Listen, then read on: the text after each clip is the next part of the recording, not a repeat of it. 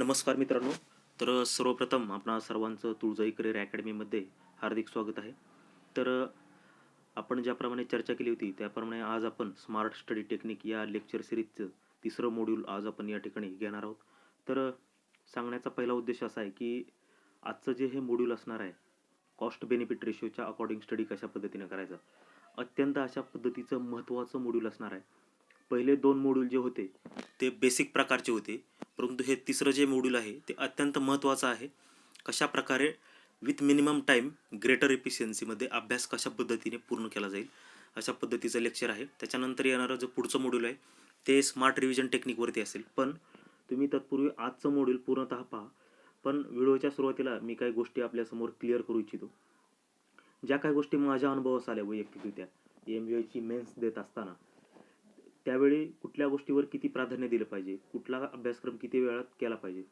साधारणतः मेकॅनिकलचा जो काही अभ्यास आहे तो कितीही डीप जा, तुम्हाला वेळ काय पुरणार नाही करण्यासाठी.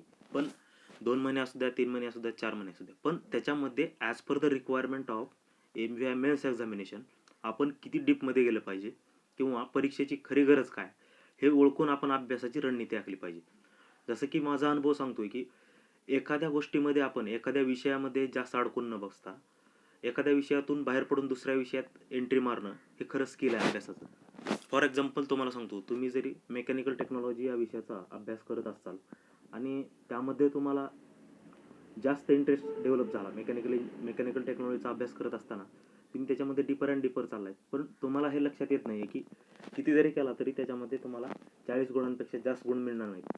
पण त्याचबरोबर तुमचा थिअरी ऑफ मशीनचा सोपे कन्सेप्ट तिकडे तुमची वाट पाहत असेल, पण तुम्ही त्यांना काही हात घालत नाहीत. त्यामुळे त्याच्या रिव्हिजन तुमच्या कमी पडल्या आणि याच कारणास्तव परीक्षेमध्ये नुकसान होण्याची शक्यता आहे. त्यामुळे अभ्यास करताना सर्वांगाने प्लॅन करून, एकदम सखोल ॲनालिसिस करून प्रत्येक विषयाचा कव्हरेज कशा पद्धतीने केलं पाहिजे, कॉस्ट बेनिफिट रेशोनुसार याची चर्चा करणार आहोत. आणि पूर्णतः चर्चा माझ्या वैयक्तिक अनुभवावरती आहे. कुठल्याही प्रकारचं मी कुणीकडे कुठलं देखील कॉपी केलेलं नाही. स्वतः त्या ठिकाणी एक ऑब्झर्वेशन केलेलं आहे, ऑब्झर्वेशनल ॲनालिसिस, आणि त्या ऑब्झर्वेशनच्या माध्यमातून मी शेअर करत आहे. तर याच्यामध्ये कोणाला काही सजेशन्स असतील, कोणाला काही चुका वाटत असतील तर पर्सनली तुम्ही मला शेअर करू शकता.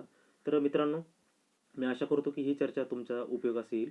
यामागे एकच उद्देश असा आहे की तुमच्या मेन्स परीक्षेच्या अभ्यासामध्ये तुम्हाला फायदा व्हावा, असा एकमात्र उद्देश ठेवून मी या ठिकाणी ही चर्चा कॅरी फॉरवर्ड करेन. तर आजच्या चर्चेचं नाव आहे स्टडी अकॉर्डिंग टू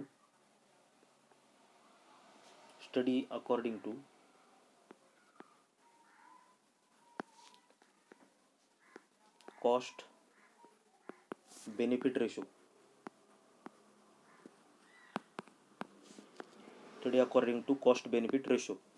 तर मित्रांनो, या चर्चेचं आज आपण पॉवर पॉईंट प्रेझेंटेशन घेण्यापेक्षा आज आपण स्क्रीन बोर्डवरती ही चर्चा अरेंज करणार आहोत.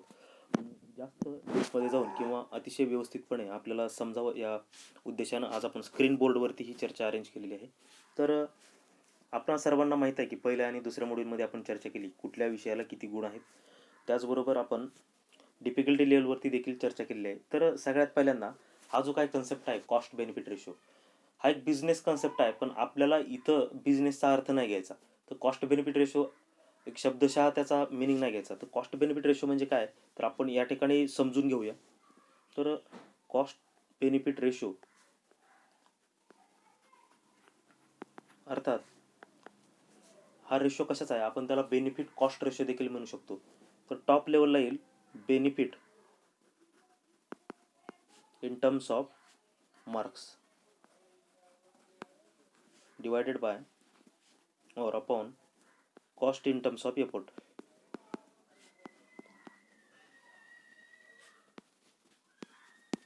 Benefit in terms of marks and divided by cost in terms of effort.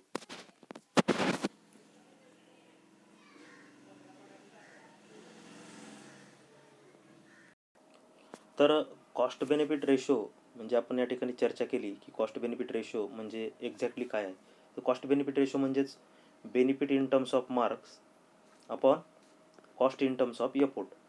तर आता आपण ऑब्झर्वेशन जर व्यवस्थित केलं तर लक्षात येईल बेनिफिट जो आपल्याला काय मिळणार आहे, बेनिफिट अभ्यास केल्याचा तो डिरेक्टली ओनली मार्क्सच्या स्वरूपामध्ये मिळणार आहे. जे काही MBAचे मार्क्स आहेत 300 मार्क्स, त्या 300 मार्कांच्या स्वरूपात मिळणार आहे. तर 300 मार्क्स म्हणजेच किती, 100% मार्क्स. टोटल पेपर आहे 100% मार्क्सचा. टोटल 100%पेक्षा जास्त बेनिफिट तर मिळणार नाही. तर झाला बेनिफिट. आणि एफोर्ट म्हणजे आपण लावलेले जे कष्ट आहेत, मग ते अभ्यासाच्या स्वरूपात असतील, ते टाईमच्या स्वरूपात असतील, कुठल्याही स्वरूपात असतील, ते एफोर्ट जे आहेत ते आपल्याला लावायचे आहेत. एफोर्ट देखील किती असणार आहेत? 100%. तर मित्रांनो, कॉस्ट आणि बेनिफिट हा जो रेशो आहे तो इन टर्म्स ऑफ पर्सेंटेज आपण या ठिकाणी घेतलेला आहे. म्हणजेच 300 गुणांचे मार्क म्हणजेच 100% आणि 100% एफोर्ट लावल्यानंतरच आपल्याला 100% मार्क मिळणार आहेत. ही गोष्ट आपण ॲज्युम करूया. तर आपल्याला जे 100%चे मार्क आहेत, हे जे 100% मार्क आहेत ते काही एकाच विषयातून येणार आहेत का? नाही. तर टोटली आपल्याला सेक्शन एमध्ये 7 सब्जेक्ट आहेत आणि सेक्शन बी किंवा सीमध्ये 3 सब्जेक्ट आहेत. तर आपल्याला टोटल या ठिकाणी 10 सब्जेक्ट अटेम्प्ट करायचे. ज्यांनी सेक्शन ए निवडला असेल किंवा सेक्शन बी निवडला असेल, सी निवडला असेल, प्रत्येकाला 10 सब्जेक्ट अटेम्प्टच करावं लागणार आहे. तर 10 सब्जेक्टमधून आपल्याला या 300 मार्कांची गोळाबेरीज या ठिकाणी करायची आहे. तर ॲक्च्युली पाहायला गेलं तर 300 मार्क आपल्याला घेणं आवश्यक आहे का प्रत्येकाला? नाही. तर कट ऑफसाठी जेवढे आवश्यक मार्क आहेत तेवढेच आपल्याला घ्यायचे आहेत. याचा अर्थ कट ऑफ किती लागणार आहे हे आपल्याला माहीत नाही. त्याच्यामुळे 300 पैकी जास्तीत जास्त किती मार्क आहेत घेतले जाऊ शकतील. मग ते 300 का असेनात, ते घेण्याची क्षमता म्हणजे ते घेण्याची तयारी आपण ठेवणं गरजेचं आहे. आणि कट ऑफ किती लागेल तो आपल्याला माहीत नाही. त्यामुळे जास्तीत जास्त 250च्या वरी 250च्या आसपास मार्क घेण्याचा प्रयत्न आपण त्या ठिकाणी केला पाहिजे. ही एक साधारण भावना आहे या RTOच्या परीक्षेची, कारण आतापर्यंतचा इतिहास तोच सांगतो. तर आता पुढील डिटेल्स पाहूया. तर आपण पाहिलं की बेनिफिट जो आहे, बेनिफिट तो फक्त मार्कांच्या स्वरूपात मिळणार आहे आपल्याला एक्झाममध्ये. मग ते मार्क घेण्यासाठी जे लावला घेणारे एफोर्ट आहेत, आपण कॉस्ट बेनिफिट रेशो जो म्हणलो, तर ते एफोर्ट कुठल्या कुठल्या प्रकारचे आहेत? एक आहे स्टडी एफोर्ट म्हणजे अभ्यास करून लावलेला एफोर्ट. दुसरा आहे टाईम एफोर्ट म्हणजे वेळ, किती वेळ देत आहे. आणि तिसरा आहे ब्रेन एफोर्ट, असं मी मानतो या ठिकाणी. म्हणजे 3 टाईपचे एफोर्ट्स आहेत, एक स्टडी, टाईम आणि ब्रेन.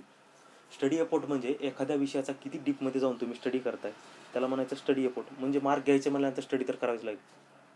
स्टडी करण्यासाठी टाईम तर द्यावाच लागेल, त्याला म्हणायचं टाईम एफोर्ट. आणि एखादा कन्सेप्ट अभ्यास करत असताना लवकर समजत नाही त्यावेळी त्याला किती ब्रेन लावून तुम्ही समजतोय, जास्तीत जास्त डोकं लावून समजताय, त्यावरती तुमचा किती वेळ जाणार आहे आणि तुम्हाला किती समजणार आहे हे अवलंबून असतं. तर ह्या 3 प्रकारचे एफोर्ट साधारणतः आपण अभ्यास करत असताना देत असतो. तर मित्रांनो, आपली अभ्यासाची योग्य रणनीती काय पाहिजे? आपल्या अभ्यासाची योग्य रणनीती काय झाली पाहिजे? तर एफोर्ट हा मिनिमम असला पाहिजे आणि त्याचा बेनिफिट हा मॅक्झिमम असला पाहिजे. तर सगळ्यात महत्त्वाचा जर तो एफोर्ट समजेल तर मी म्हणेल की time is the most important. कारण तुम्ही म्हणत असाल की 2 ते 3 महिने अजून एक्झामसाठी आहेत, पण जर ऑब्झर्व केलं तर एका सब्जेक्टला तुम्ही दिवस डिवाईड केले तर फार कमी वेळ असतो. आपल्याला 2 ते 3 महिने जास्त वाटतात. काही कॅन्डिडेट गेट वगैरे IASची ते तयारी करतात, ते 2-2, 3-3 वर्ष तयारी करत असतात, तरी देखील सिलेबस राहिलेलाच असतो.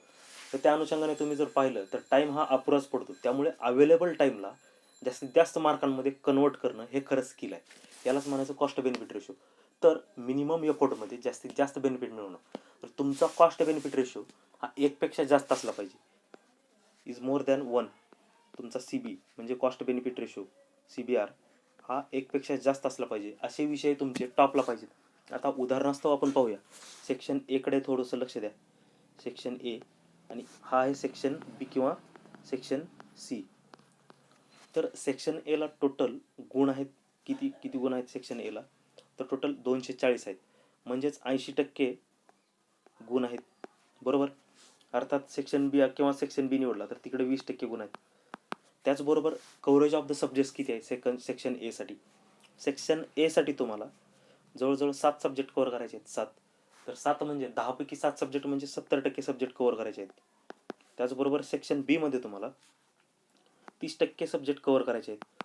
तर तुम्ही याचा cost benefit ratio in terms of percentage काढला, section wise cost benefit ratio, तर तुम्हाला असं लक्षात येईल की सेक्शन ए हा 1.1 समथिंग तुमचा कॉस्ट बेनिफिट रेशो येत आहे आणि सेक्शन बीचा 0.67 ऑलमोस्ट कॉस्ट बेनिफिट रेशो आहे.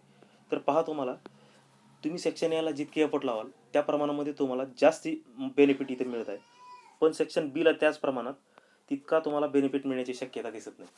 याचा अर्थ असा नाही की तुम्ही सेक्शन बी किंवा सेक्शन सी स्किप केला पाहिजे, असं बिलकुल नाही. तर ती एक अभ्यासाची विशिष्ट एक प्रकारची स्ट्रॅटेजी अवलंबून तुम्ही सेक्शन बी किंवा सेक्शन सीला अप्रोच झालं पाहिजे, असं एक माझं या ठिकाणी वैयक्तिक मत आहे. तर सेक्शन एला तुम्हाला जेवढे विषय कव्हर कराल त्याप्रमाणे तुम्हाला 1.1चा कॉस्ट बेनिफिट रेशो आहे. सेक्शन बीला 0.67. आता डिटेलमध्ये समजून घेऊया. टोटली आपल्याला 10 सब्जेक्ट करायचे आहेत. मग कोणी सेक्शन बी निवडला असेल, कोणी सेक्शन सी, तर 10 सब्जेक्ट टोटली करायचे आहेत. तर मित्रांनो, सब्जेक्ट कुठलाही असू द्या, कमी मार्कांचा असू द्या, जास्त मार्कांचा असू द्या, मोर ऑर लेस, मी म्हणेन मोर ऑर लेस तुम्हाला एफोर्ट तर तेवढेच द्यावे लागणार आहेत. म्हणजे सिलेबसचं जे काय कव्हरेज आहे, डीपनेस जो आहे, तो मोर ऑर लेस काही विषयाचा असेल 100%, काहीचा असेल 70%, 80%, पण रेंज जर तुम्ही बघितली तर तीच असेल. तर त्यामुळे अभ्यास करत असताना विषयाचे गुण किती आहेत एक्झाममध्ये वापरले जाणारे, त्या विषयाला गुण किती आहेत आणि त्या विषयाला लावला जाणारा टाईम एफोर्ट, स्टडी एफोर्ट आणि त्या विषयाला जाणार ब्रेन एफोर्ट किती कमीत कमी आहे आणि टाईम किती जास्तीत जास्त आहे, या अनुषंगाने तुम्हाला त्या पद्धतीनं अभ्यास करायचा आहे. तर आपण पाहूया. सगळ्यात जास्त जर कॉस्ट बेनिफिट रेशो असेल तर मी म्हणेल हायड्रॉलिक्सचा आहे. सगळ्यात जास्त कॉस्ट बेनिफिट रेशो हा हायड्रॉलिक्सचा आहे. याचं कारण असं की सेक्शन बीमध्ये जो हायड्रॉलिक मशिनरी नावाचा सब्जेक्ट आहे, तो हायड्रॉलिक्सचा इंटरलिंक्ड टॉपिक आहे, इंटरलिंक्ड. त्यामुळे तो अभ्यास करण्यासाठी ब्रेन लावण्याची गरज कमी पडणार आहे. त्यामुळे ऑलरेडी 40 गुणांचा वेटेज असणारा जो हायड्रॉलिक्स आहे त्याच्यावरती तुमचा जास्त फोकस पाहिजे. आणि सिलेबसचं देखील कव्हरेज थोडंसं टॅक्टिकल आहे, जास्त काय थेरॉटिकल नाही, थोडंसं तुमच्या इंटरेस्टिंग टाईप सब्जेक्ट आहे. आणि असं देखील म्हणेन मी, त्या 10 सब्जेक्टपैकी जो काय तुमचा इंटरेस्टिंग सब्जेक्ट आहे, इंटरेस्टिंग जो प्रत्येकाचा एक ना एक सब्जेक्ट हा इंटरेस्टिंग असतो. कोणाचा सॉम असतो, कोणाचा एम टी असतो, कोणाचा ॲटोमोबाईल, कोणाचा रॅक. जसा जो इंटरेस्टिंग सब्जेक्ट आहे याचाच अर्थ काय, कमीत कमी बुद्धी लावून कमीत कमी वेळेमध्ये तो कव्हर होत असतो. त्याला तो विषय एकदम अतिशय सोपा जात असतो. तो विषय प्राधान्यक्रमानं टॉपला घ्यायचा, किती का मार्क असेना, कारण तो तुमचा इंटरेस्टिंग आहे. आणि त्याच्यानंतर ही सिरीज लावायची तुमची कॉस्ट बेनिफिट रेशोची जी काही सिरीज आहे. फॉर एक्झाम्पल सेक्शन एचा कॉस्ट बेनिफिट रेशो जास्त आहे, तर सेक्शन एला आपण कमीत कमी 70% वेळ तर सेक्शन एलाच दिला पाहिजे, असं ह्या मताचं मी आहे. 70% वेळेमध्ये आता त्यामध्ये कुठल्या विषयाला तुम्ही वेळ देणार, तर हायड्रॉलिक्स मी म्हणेल की तुमचा फोकस हायड्रॉलिक्सवर असला पाहिजे 1 नंबरला. हायड्रॉलिक्स झाल्यानंतर थेरी ऑफ मशीन हा देखील 40 गुणांसाठी आहे. याचं 8 कंटेंट आहेत फक्त. या थेरी ऑफ मशीनमध्ये 8 कंटेंट कव्हर केल्याने तुम्हाला 40 गुण मिळणार आहे. तर व्यवस्थितपणे तुम्ही 8 कंटेंट पूर्ण करा. त्याच्यानंतर जर कॉस्ट बेनिफिट रेशो कुठल्या विषयाचा असेल तर तो आहे थर्मल इंजिनिअरिंग. थर्मल इंजिनिअरिंग याचं कारण असं, थर्मल इंजिनिअरिंगला वैयक्तिकरित्या 40 गुण आहेत. त्याचबरोबर ॲटोमोबाईल इंजिनिअरिंग थोडासा थर्मल रिलेटेड आहे आणि रॅक हा थर्मलचीच सब ब्रँच आहे, तो तिकडे 20 गुणांसाठी विचारला जातो. अर्थात ऑलमोस्ट 60 मार्क तुमचे थर्मल इंजिनिअरिंगमधून जर व्यवस्थित तुम्ही टाईम दिला तर कव्हर होण्याची शक्यता नाकारता येत नाही. त्यामुळे 3 नंबरला थर्मल इंजिनिअरिंगचा कॉस्ट बेनिफिट रेशो जास्त आहे, त्यामुळे तुम्ही 3 नंबरचा प्रेफरन्स तुम्ही थर्मल इंजिनिअरिंग द्या. 4 नंबरचा प्रेफरन्स मी या ठिकाणी प्रामुख्याने म्हणेल की स्ट्रेंथ ऑफ मटेरियल. कारण का, मेकॅनिकल टेक्नॉलॉजीपेक्षा कमी गुण आहेत, 30च गुण आहेत, पण प्रॉब्लेमॅटिक आहे, कन्सेप्च्युअल आहे आणि इंटरेस्टिंग आहे. या 3 गोष्टींमुळे तुमचा टाईम आणि तुम्हाला कराव्या लागणारं रिव्हिजन, त्याचबरोबर जो काही ब्रेन आहे, रट्टा मारण्याची या ठिकाणी गरज नाही आहे. त्यामुळे ह्या स्ट्रेंथ ऑफ मटेरियलचा जो काही कॉस्ट बेनिफिट रेशो आहे मी म्हणेल मेकॅनिकल टेक्नॉलॉजीपेक्षा जास्त आहे. माझ्या वैयक्तिक अनुभवानुसार तर म्हणेल, कोणाला मेकॅनिकल टेक्नॉलॉजी सोपं जात असेल तर त्यांनी सॉमपेक्षा वरती ठेवलं किंवा इतर विषयांपेक्षा वरती ठेवलं तरी काही हरकत नाही. पण मेकॅनिकल टेक्नॉलॉजीचं असं आहे की गुण आहेत 40. तुम्ही जर कंटेंट्स पाहिले तर त्याचा सिलेबस थोडासा वास्ट आहे. त्याच्या प्रोसेसमध्ये इंजिनिअरिंग मटेरियल्स हा एक सेपरेट सिलेबस आहे.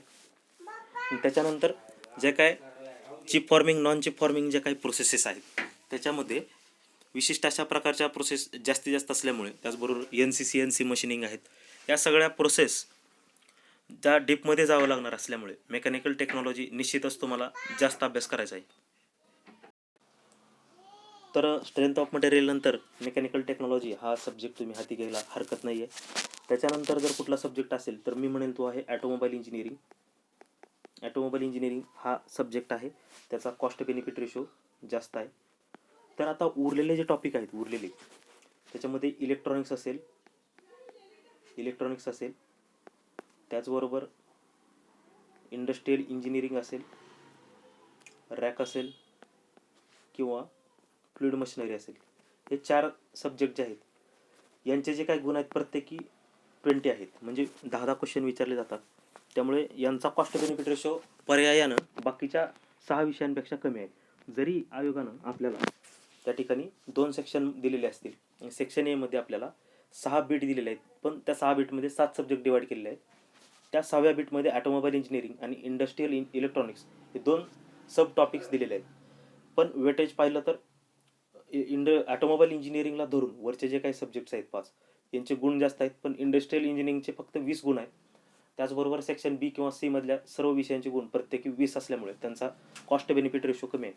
तर सेक्शन एच्या बाबतीमध्ये मी तुम्हाला सांगेन, सॉरी, पूर्ण पेपरच्या बाबतीमध्ये जर करायचं झालं तर सेक्शन एमध्ये डिवाईड करण्यापेक्षा जे 6 सब्जेक्ट आहेत आता मी सांगितलेले 6 सब्जेक्ट, त्यामध्ये सॉम आहे, मेकॅनिकल टेक्नॉलॉजी आहे, टॉम आहे, हायड्रॉलिक्स आहे, थर्मल इंजिनिअरिंग आहे आणि ऑटोमोबाईल इंजिन्स आहेत. त्याचा एक ग्रुप आहे ज्यात हायर कॉस्ट बेनिफिट रेशो आणि हायर प्रॉफिट ग्रुप आहे. आणि दुसरा एक ग्रुप आहे तो 4 सब्जेक्टचा ग्रुप करायचा, इंडस्ट्रियल इलेक्ट्रॉनिक्स आणि सेक्शन बी किंवा सेक्शन 3C मधले 3 सब्जेक्ट. आता या 6 विषयावरती तुमचं जास्त फोकस असला पाहिजे, कारण जास्त वेटेज या 6 गुणांना आहे. आणि हे जे 4 सब्जेक्ट आहेत हे पूर्णतः सोडून द्या असं मी काय त्या ठिकाणी म्हटलेलं नाही, पण एफोर्ट जर लावायचं झालं तर 60-40 या प्रमाणामध्ये किंवा 70-30, याला 70% आणि याला 30% वेटेज लावला तर काय ठरेल असं मला वाटत नाही. तुम्ही या प्रमाणामध्ये 60-40 देखील करू शकता. तर सांगण्याचा एकमेव उद्देश आहे की कॉस्ट बेनिफिट रेशोमध्ये विद्यार्थ्यांचा एक स्वाभाविक गुण असतो की एखाद्या विषयामध्ये अडकल्यानंतर प्रत्येकच गोष्ट महत्त्वाची वाटायला लागते. आपल्याला सर्वस्वी एक्झाम क्रॅक करून त्यातून बाहेर पडणं अतिशय महत्त्वाचं आहे. पण विद्यार्थ्यांना काय असतं की प्रत्येकच बीट महत्त्वाचा वाटतो, प्रत्येकच बीट परीक्षेत येईल अशा पद्धतीचं त्या ठिकाणी भास त्यांना होत असतो. त्यामुळे ते त्या बीटमध्ये अडकून पडतात आणि दुसरे महत्त्वाचे सोपे बीट जे तुम्हाला शाश्वत गुण मिळवून देतात त्यामध्ये विद्यार्थी जात नाही.